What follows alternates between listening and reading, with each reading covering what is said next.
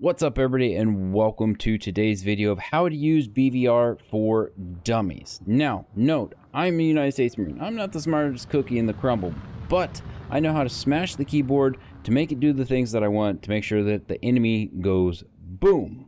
That being said, if you want all the technical details of why this missile does this and this jet never actually carried this and all that nerdy stuff, go find someone else, because that's not me. I have some technical knowledge, which is 2 + 2 is 5, but beyond that, we're here to have fun and to shoot the enemy planes down. I've got 2 clips for you today, and the first one, we're on Afghanistan. It's an EC map, and it's a pain in the butt because it's Afghanistan anyways. That's pretty much how it is in the real world. And then we've got another one that does pretty good, and it goes into a little bit more detail. And at the end of the second clip, we go into the keybinds and everything else that you need to use. If you have questions or comments, make sure you put them in the video description below down there and wherever land that is. If you need help with anything in War Thunder, comment below. Let me know. I want to make everyone a better player in War Thunder, because then that makes the game better as a whole. If people know how to use the equipment, know how to play, we've got a good game, other than the fact that there's a whole bunch of other stuff that needs to get fixed. That being said, if this was helpful to you at all, make sure you hit that like button, subscribe if you feel so generous and let's get to the teachings. And of course there's always one, but today we've got 2. Honestly, Afghanistan is one of the worst missions to do this on, and we might be doing it twice, so if you see Afghanistan, then we got a kill, and it went well. If you don't see Afghanistan, then we didn't get a kill, and you never saw it, so... Okay. One of the first things you've got to do is make sure you have your AIM 154s selected, or your Falcor 90s, whatever the hell you want to call them. And then next, you want to switch over to TWS, and then you want to change out your scope. Usually a narrow scope will do well. If you want to go for a wider scope, that's fine. But you want to work with somewhere about... I sometimes will max it out to the 1.213 to infinity, but 93 kilometers, 1,000 kilometers, whatever it is, or 105,000 feet will do you well, and then as much speed as you can throw in there. And then once we get to a closer range, once we get to about 150,000 feet, we're going to be locking and firing. So to switch targets, I have that as tab. This switches between the targets, and at the end of the video, I will show you what buttons are bound to which keys. The obvious ones are launch the missile, but I've got change my radar option, and I've got the change radar distance, and then you can change the width of your scope. So those are some key things. Narrow should mean that you're getting things locked up pretty well. I'm thinking that's a bunch of missiles that are already out firing at us, so yeah, that's what that looks like. All that shouldn't be... That's all too close. We're gonna get hit with a AIM 120 here.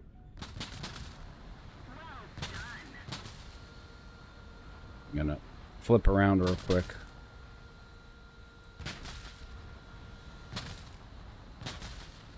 Try to notch some of this. Okay, we're gonna get set back. There we go. Okay, so 160,000 feet, that's a little far, but it'll be fine. That looks like an aircraft. Some of this all may be... we'll send... Nope, lost lock on that. No, no. Now, something to remember is that you can only have so many targets locked up.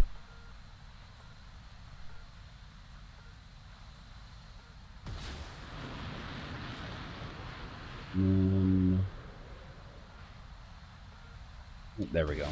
Okay, and then, oh, there we go. Got one of them. I don't know, there's another F-14. And then now we're going to switch over to the R-27s. Why? Because why not? And then we need to switch over to Pulse Doppler, SRC Pulse Doppler, so that we can lock onto targets directly.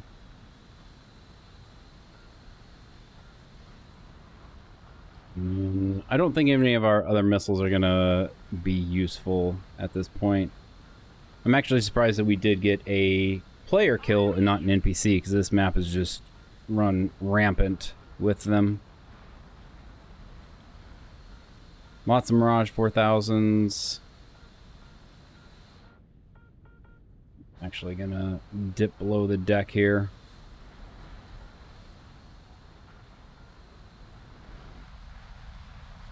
There's an F-14, he's dead. Yeah, all of our missiles are negative. Unfortunately, with how we ended up launching those, it wasn't a very good explanation, oh crap, of what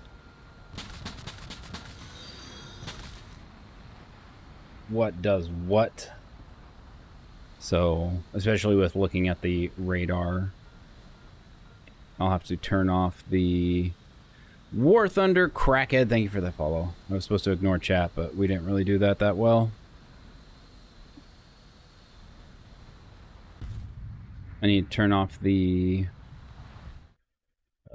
VLC source so that the radar is visible. Need to move that other one. An F-14. Other than that one guy, okay, we got some guys out here. That's all NPC. At this point, I might be out of fuel before we actually get in contact with something good.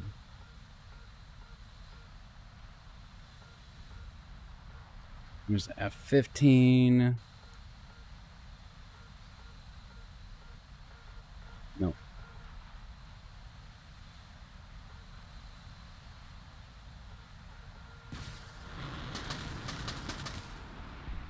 Ah, he's dead already.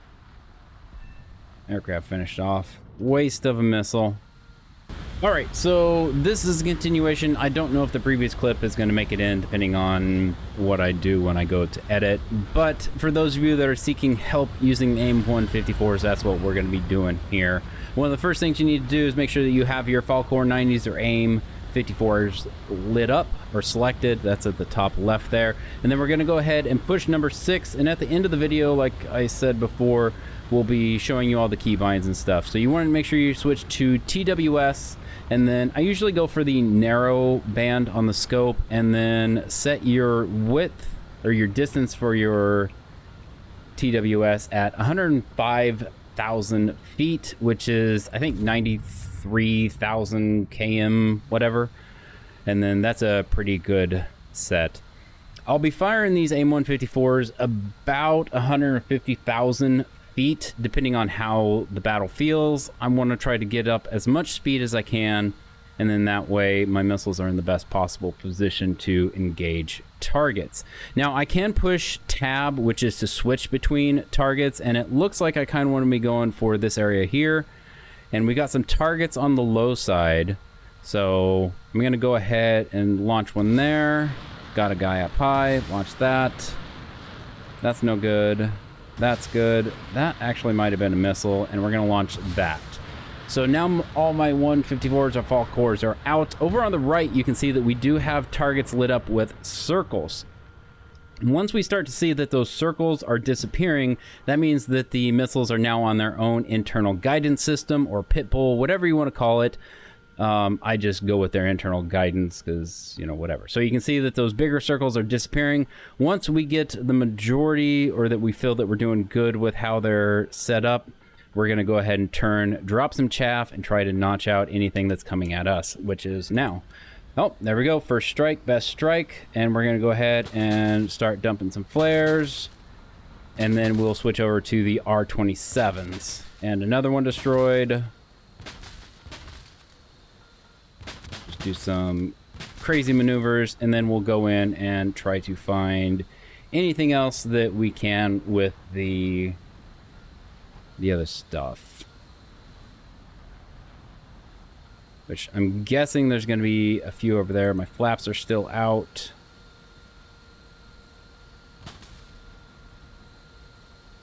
I'm surprised Mike down there has not found anything. From here, you want to make sure you switch over to your SRC PD pulse Doppler, and then change your scope. You can go out to still keep it with the narrow, and then change your scope distance to something shorter. It should work a little bit better. There is a lot of guys over there. I don't think I want to engage with that. MiG-29. Another F-14. F-14. I'm going to want to engage him. Because if Mike doesn't get him, then we'll come in and swoop up. We'll go ahead and drop altitude so that if there's anything that comes at us, we can use ground interference. I'm not sure where he went. Should be... I don't think he crashed.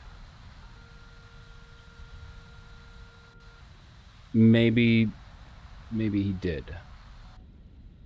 Okay, so we got guys over there, nothing there. I'm gonna sweep behind this mountain, hill, whatever you want to call it. And then we're gonna see if we can get something lit up. Okay, JA-37. It's a little far out. We'll wait to see if the F-14 engages. No, I want this guy, MiG-21. Come to Papa, baby. Another F-14. Come on, come on, give me the lock, give me the lock, give me the lock. Nope, he's in too close. And I'm probably going to die to F-14 behind me.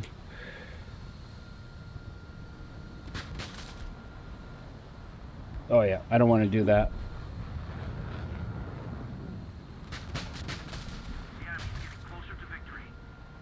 Turn that off. We're actually on the run at the moment.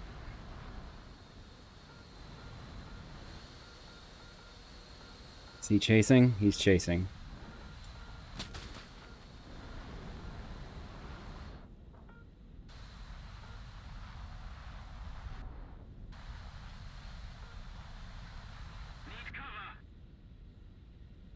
Could pop up. Yep, there he is. Oh no, he disengaged. I got 4 minutes of fuel. I need to watch that.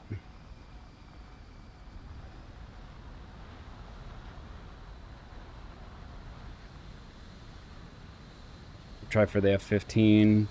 They got 2 guys left. Okay.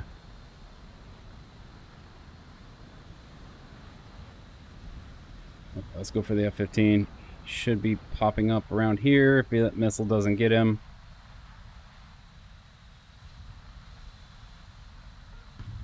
Come on.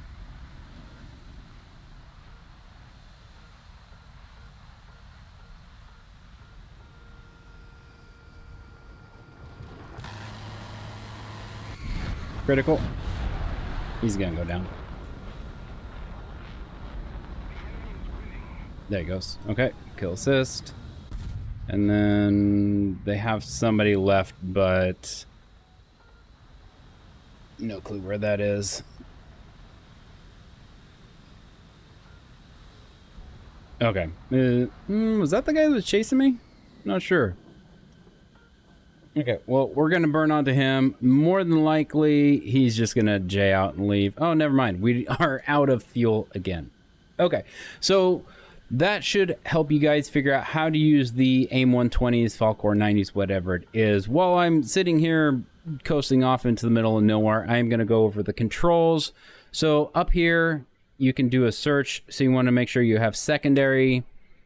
Okay, switch between secondary weapons. You want to have a keybind for that. And then you want to search for radar. We've got this is where I switch between targets that are locked up in TWS, which is for tab. 6 is how I change to TWS. And then 3 is change the width of the scope, so making it wider or narrow. And then the scope scale is making how far your radar will scan out.